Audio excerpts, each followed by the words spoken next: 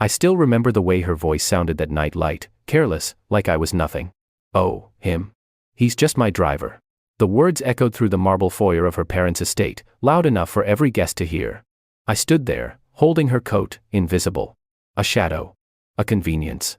I had driven 3 hours through a storm to get her there on time. I had rearranged my entire week. And she introduced me like I was staff. I didn't say anything. Not then. I just nodded, smiled the way I always did, and disappeared into the kitchen while she laughed with people who knew my name but pretended they didn't. That night, something inside me broke. Not loudly. Not dramatically. Just quietly. Like a thread snapping in the dark. I had loved her for 6 years. Married her for 3. I built my life around her schedule, her dreams, her image. I became smaller so she could feel bigger. And in return, she erased me. But here's the thing about being erased: you start to see yourself clearly. 3 months later, I walked into her anniversary party. Not as her driver. Not as her husband. I walked in with Times, her sister Times, on my arm. And I watched the room go silent. Revenge? Maybe. Justice? Definitely. But it started long before that night. I wasn't supposed to be at that gallery. It was a Thursday night in October, and I was filling in for Marco, my colleague who'd called in sick at the last minute. He was supposed to photograph some pretentious art opening downtown for a local magazine that paid in exposure and $50. I almost said no. I had editing to do. A quiet evening planned. But $50 was $50, and my rent was late. So I went. The gallery was one of those sterile white spaces that made everything feel important, even when it wasn't. Contemporary art. Abstract shapes. People in black turtlenecks holding wine glasses like they were cradling secrets. I hated these events. Everyone performed. Everyone posed. I was just there to capture it and leave. And then I saw her. She stood in front of a painting, something massive and red, like a wound on the wall. Her dress was black, simple, elegant in a way that didn't try. Her hair fell in soft waves over one shoulder, and she tilted her head slightly, studying the canvas like it owed her an answer. I raised my camera without thinking. The shutter clicked. She turned. Her eyes found mine instantly, sharp, amused, dangerous, in the way beautiful things often are. "Are you going to ask permission?" she said, walking toward me. "Or just keep stealing?" My mouth opened, closed. I stammered something that might have been an apology, my face burning. I expected her to be angry, to call security, to make a scene. Instead, she laughed. It sounded like wind chimes in summer. Light. Effortless. The kind of sound that makes you forget where you are. "I'm kidding," she said, stopping in front of me. "I don't mind. But you owe me a drink now." I blinked. "I what?" "You took my picture without asking. The least you can do is buy me a drink." She smiled, and I was lost. Her name was Elena. We talked for 2 hours. She told me she wasn't supposed to be there. Either her ex had canceled on her last minute, and she refused to waste the dress. She worked in marketing, she said. Ambitious. Driven. She wanted to prove herself, to build something that mattered. To be more than just another face in the crowd. "I'm tired of being underestimated," she said, swirling her wine. "People see me and think I'm just pretty. Like that's all I am." "You're more than that," I said. She looked at me, surprised. "You don't even know me." "I can tell." She smiled again, softer this time. "What about you? What do you do when you're not sneaking photos of strangers?" I told her about my photography. How I dreamed of being an artist but ended up doing freelance gigs to pay rent. How I liked capturing moments people didn't notice: the way light hit a window, the curve of a shadow, the quiet in between. "I'm good at fading into backgrounds," I said, laughing awkwardly. "It's kind of my thing." She reached across the table and touched my arm. Her fingers were warm. "You shouldn't," she said. "You have kind eyes. People don't notice kind anymore." Something inside me cracked open. I had spent my whole life feeling invisible. Overlooked. The guy people forgot was in the room.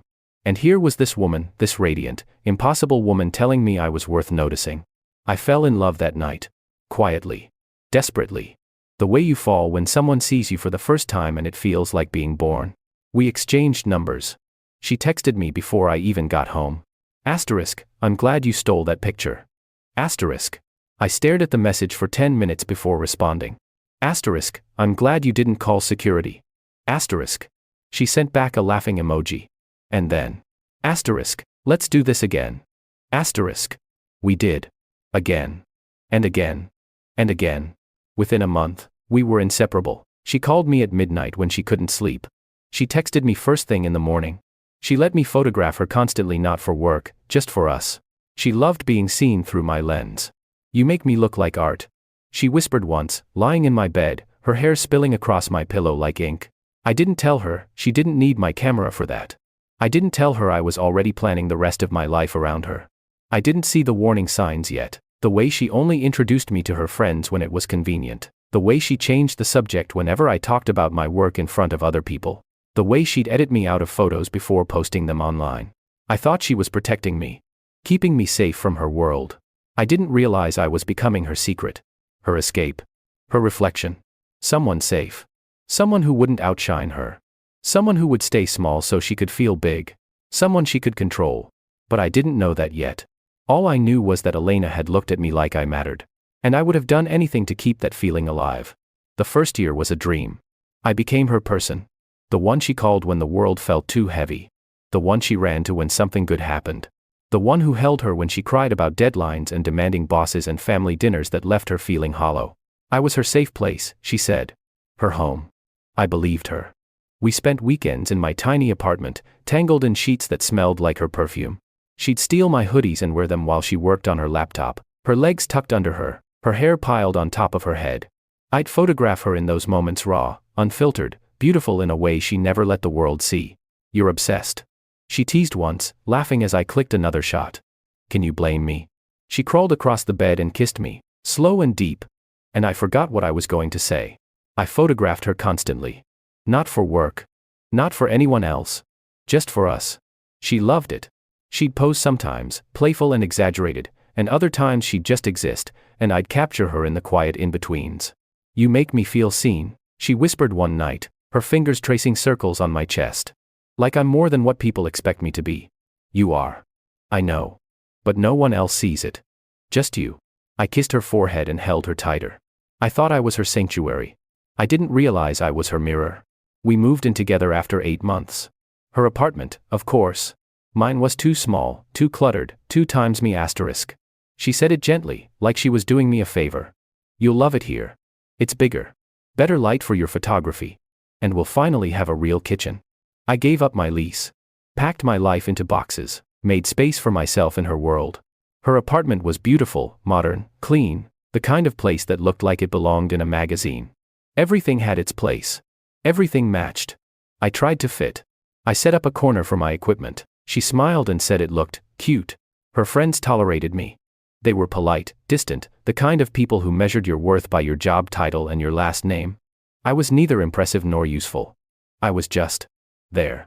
Her family was worse. The first dinner at her parents' house, her mother looked me up and down like I was a stain on the tablecloth. "So," she said, cutting into her salmon with surgical precision. "What do times exactly?" I opened my mouth, but Elena answered first. "He's an artist, Mom. He doesn't need a title." She laughed lightly, like it was a joke. Like I was a joke. Her mother smiled tightly and changed the subject. Elena didn't defend me. Not really. And I told myself it didn't matter. Because when it was just us, she was everything. She'd hold my face in her hands and tell me I was her safe place. Her home. The only person who really understood her. "You're the best thing that's ever happened to me," she said one night, her eyes shining in the dark. I believed her. I ignored the cracks. The way she only brought me around her colleagues when she needed a date and didn't want to go alone. The way she introduced me as my boyfriend in a tone that felt apologetic. The way she'd take photos of us together and then crop me out before posting them. "I just look better solo in this one," she'd say, scrolling through filters. I told myself it was fine. I told myself she loved me. And she did. I think she did. But love wasn't enough for Elena. She needed admiration. Validation. Applause. And I was too quiet to give her that. I was the person who kept her life running smoothly. The one who made dinner when she worked late. The one who listened when she vented.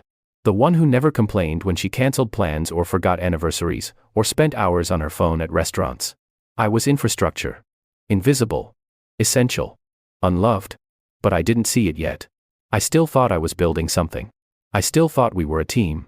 One night, she came home late, exhausted, and collapsed on the couch beside me. I'd made her favorite meal. Lit candles. Put on soft music. She barely noticed. God, today was hell, she sighed, kicking off her heels. My boss is impossible. And the clients keep changing their minds. I swear I'm going to lose it. I'm sorry, I said, rubbing her feet. You want to talk about it? She shook her head. I just want to turn my brain off. She pulled out her phone. I watched her scroll for 20 minutes. Dinner's ready, I said quietly. Oh. Yeah. Just give me a second. She didn't look up. I ate alone. She joined me 15 minutes later, reheating her plate in the microwave, eating quickly while typing on her phone. This is good, she said absently. Thanks, babe. I smiled. You're welcome. She didn't smile back. She didn't even see me. And for the first time, I wondered if she ever really had. But I pushed the thought away.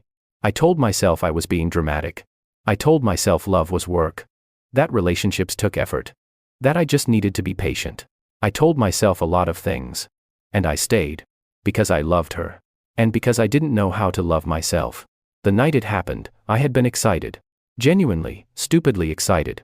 Elena had invited me to her company's annual gala, the first time she'd asked me to come as her official +1. For months, I'd heard about these events. The networking. The investors. The people who mattered. But I'd never been included. Until now.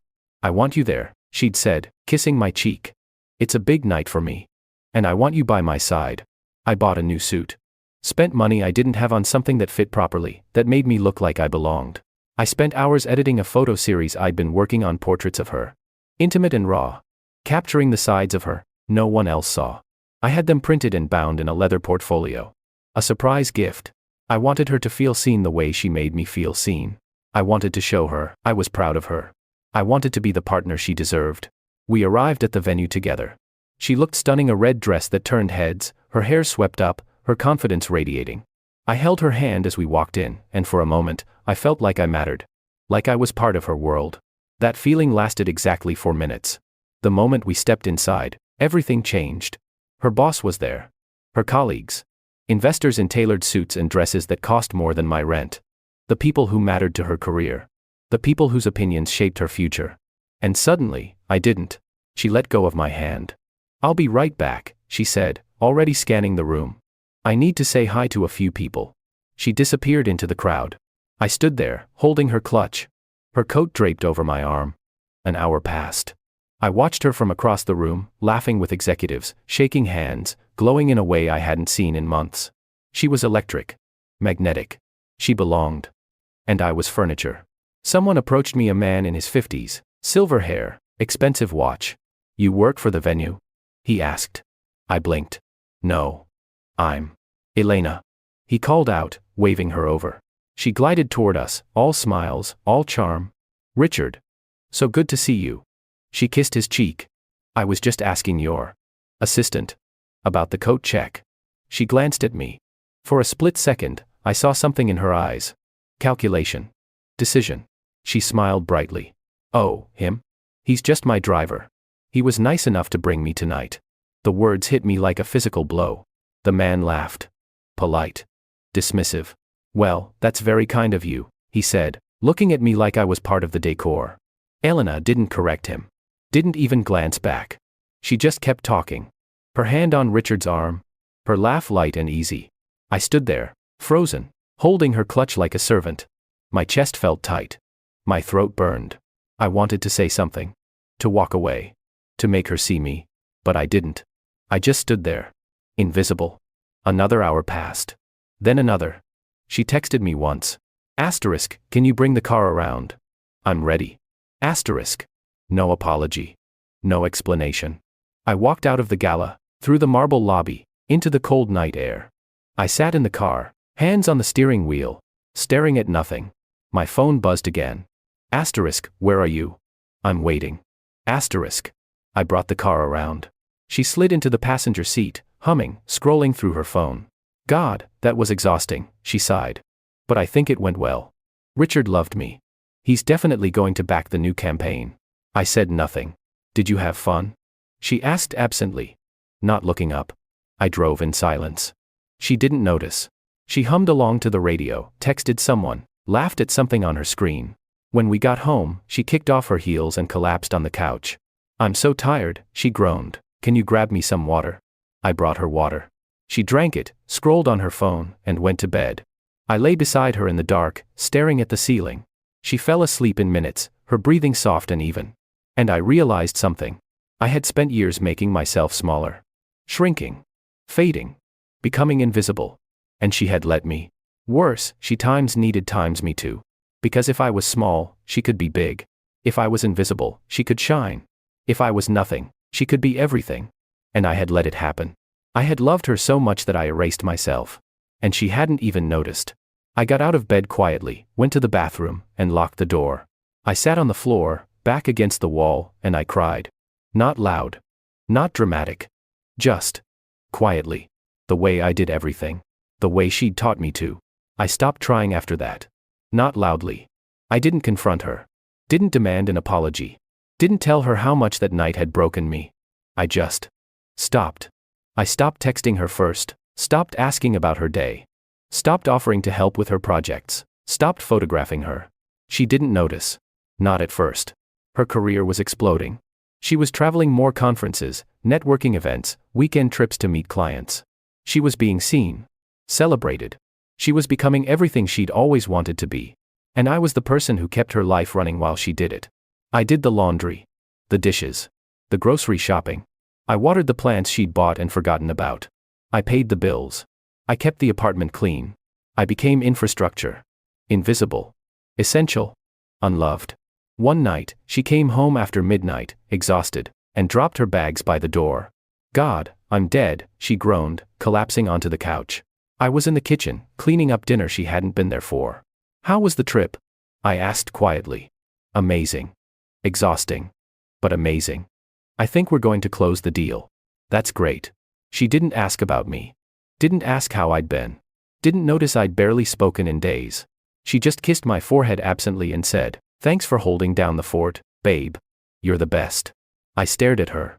She was already scrolling through her phone. "I'm gonna shower and crash," she said. Standing. "Wake me up if I sleep through my alarm tomorrow." She disappeared into the bedroom. I finished washing the dishes. I dried them. I put them away. I stood in the kitchen, alone, and I felt nothing. A week later, her sister called me. Sophie. I almost didn't answer. Elena barely spoke to her, hadn't in years. They'd had some falling out when they were younger. Something about competition and jealousy and being compared their whole lives. Elena called her too emotional, too dramatic, too much. I'd met Sophie a handful of times. She was quieter than Elena. Softer. She didn't perform the way her sister did. She just existed, raw and unfiltered and a little bit sad. I picked up on the fourth ring. "Hey," she said, her voice careful. "I hope it's okay that I'm calling." "It's fine. I talked to Elena yesterday. She mentioned you've been distant." I laughed bitterly. She noticed that. There was a pause. "Are you okay?" Sophie asked softly. No one had asked me that in months. "I'm fine," I lied. "No, you're not." The words hit me harder than they should have. I sat down on the couch, suddenly exhausted. "I don't want to talk about it," I said. "You don't have to. I wanted you to know someone's asking." My throat tightened. "Thanks," I whispered. We didn't talk long. She said she was in town next week for a gallery event and asked if I wanted to grab coffee. "I know things are weird with Elena," she said. "But you were always kind to me." I just thought. Maybe. You could use a friend. I almost said no. But I was so tired of being alone. "Okay," I said. "Okay," she echoed, and I could hear the smile in her voice. We hung up. I sat there for a long time, staring at my phone. Elena came out of the bedroom in her pajamas, yawning.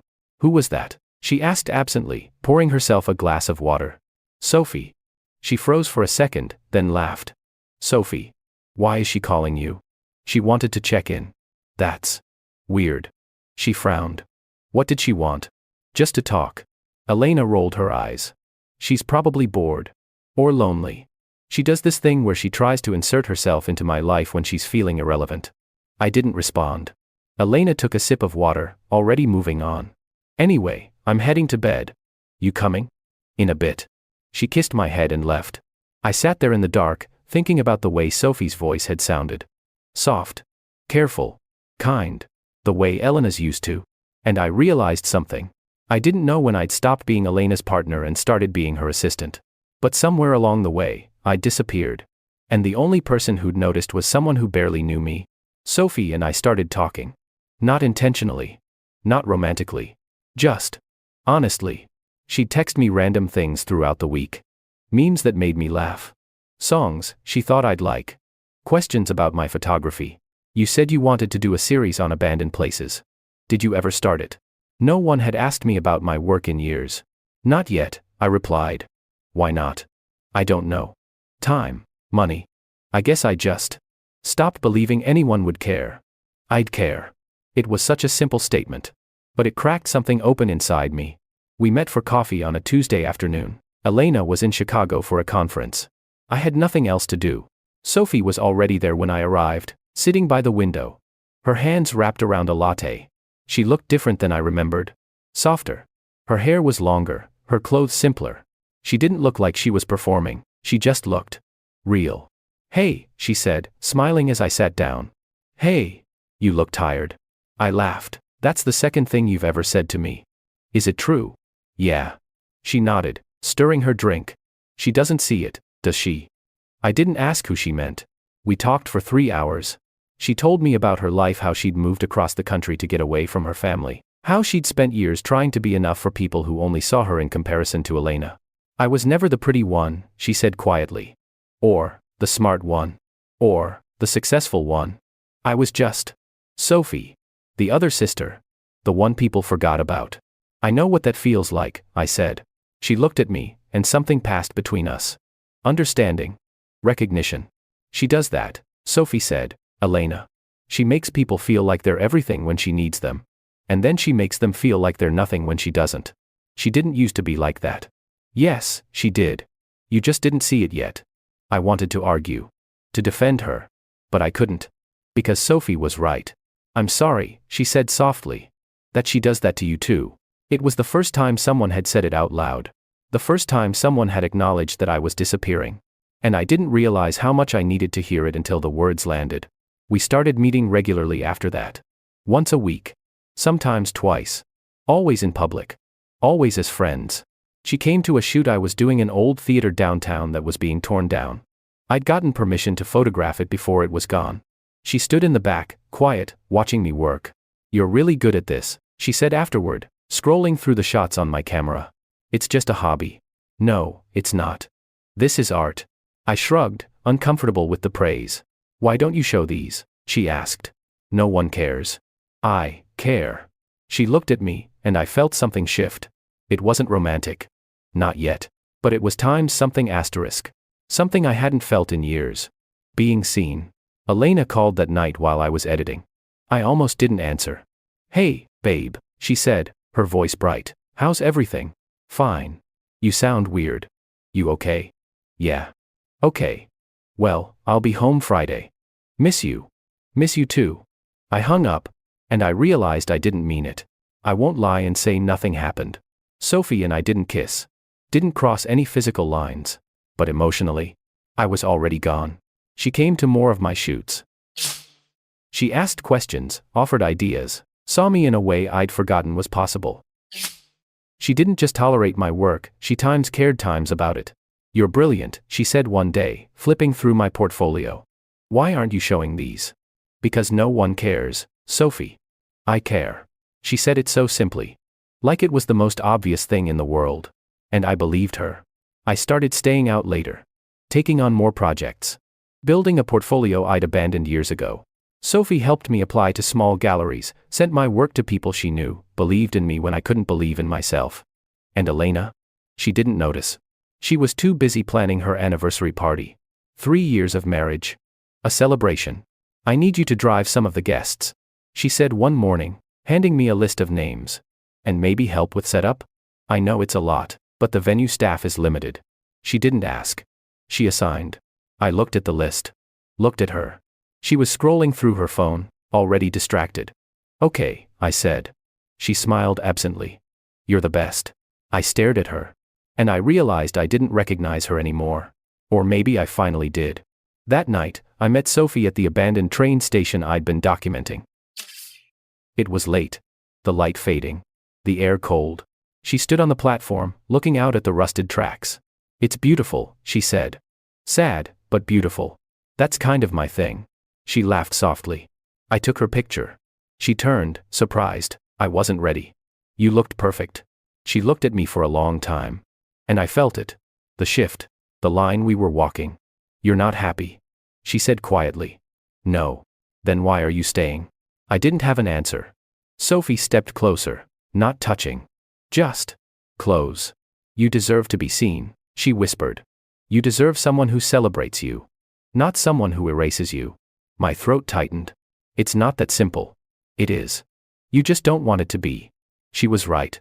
I went home that night and lay beside Elena. She was asleep, her back to me, her breathing even. And I felt nothing. No love. No anger. No sadness. Just. Nothing.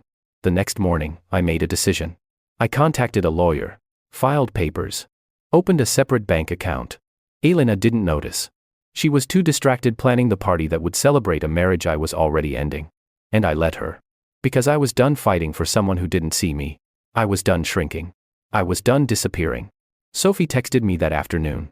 Asterisk, you okay? Asterisk. Asterisk, getting there. Asterisk, I replied. Asterisk, proud of you. Asterisk. I stared at those 3 words for a long time. And I realized something. I didn't just want to be seen anymore. I wanted to be celebrated. And for the first time in years, I believed I deserved it. Sophie didn't suggest it. I did. We were sitting in her car outside a coffee shop, rain drumming on the windshield. She'd just helped me finalize my application to a gallery, a small one, nothing major, but it was mine. I'm proud of you, she said softly. I couldn't have done it without you. Yes, you could have. You just needed someone to remind you that you could. I looked at her. And I said it. Come with me. She frowned. To the gallery. To the party. Elena's anniversary party. She went very still. As what? She asked carefully. As my fiancé. The silence stretched. Rain filled the space between us. You're still married, she said finally. Not for long. I told her about the lawyer. The papers. The separate account. Everything I'd been doing quietly, carefully, while Elena planned a celebration for a marriage that no longer existed. Sophie stared at me. This will destroy her, she whispered. She destroyed me first. I know. But I'm not asking you to do this for revenge, I said. I'm asking you to come because I want you there, because you see me, because you make me feel like I matter. Her eyes filled with tears. I'm not doing this to hurt her, Sophie said. If I come, it's because I want to be with you, not against her. I understood. I don't want revenge, I said. I want justice. I want her to see what she lost, what she threw away. Sophie reached over and took my hand. Okay, she whispered. Okay? I'll come. The next 2 weeks were a blur. I had my photography series printed and framed 30 images, my best work, everything I'd been too afraid to show. The gallery agreed to host my opening the same night as Elena's party. Sophie helped me with everything. We spent hours at the gallery, arranging the pieces, planning the layout. We worked side by side, and it felt easy. Natural. Right. One evening, she held up a photo of an abandoned church. Light streaming through broken windows. This one, she said. This should be the centerpiece. You think? I know. I looked at her, and my chest tightened. Thank you, I said. For what? For seeing me. She smiled. You're hard to miss. The night before the party, we sat in the empty gallery.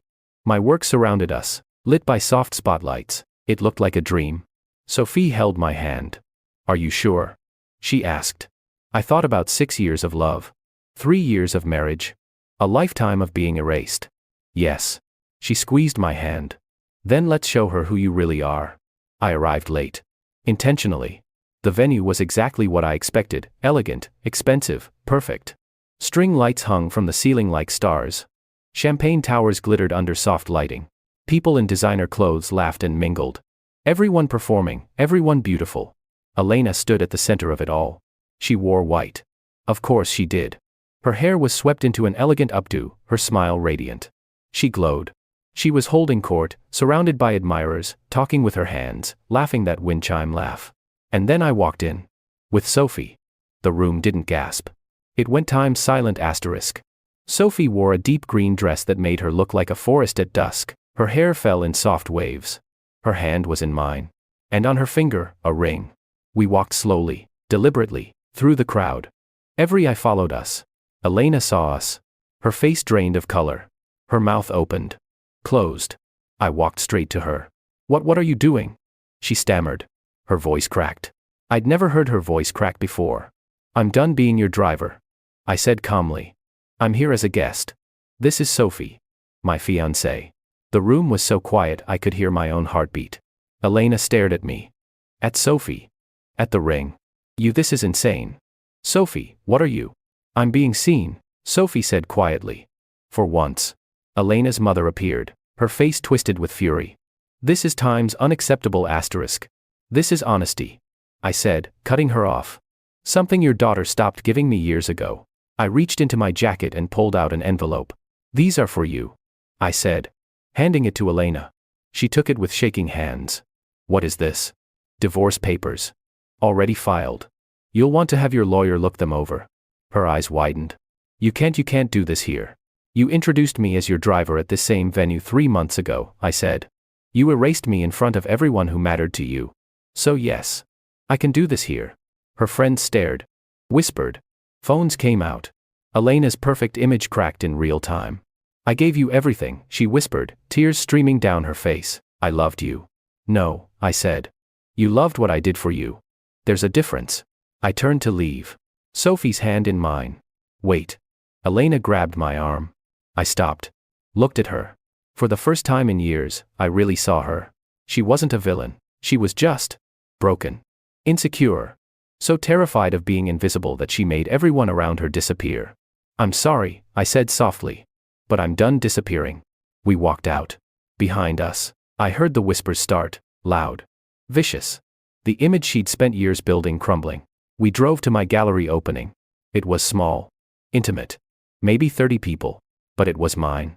My work hung on white walls. My name on the program.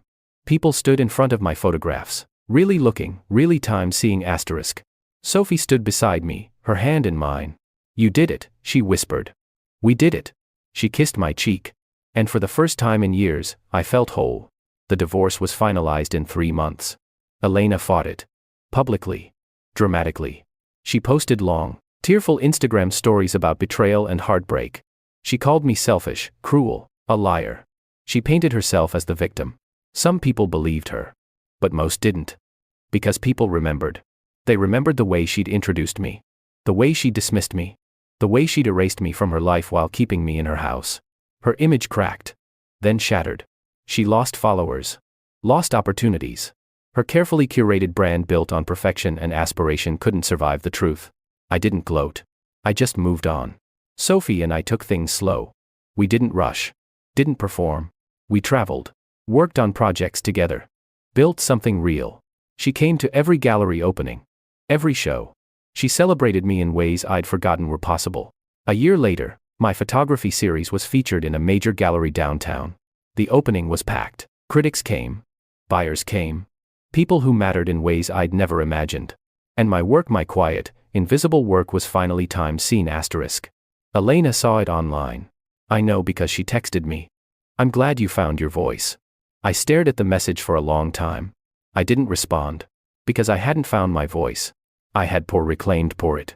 2 years later, Sophie and I got married. Small ceremony. Just us and the people who mattered. No performance. No spectacle. Just love. Real love.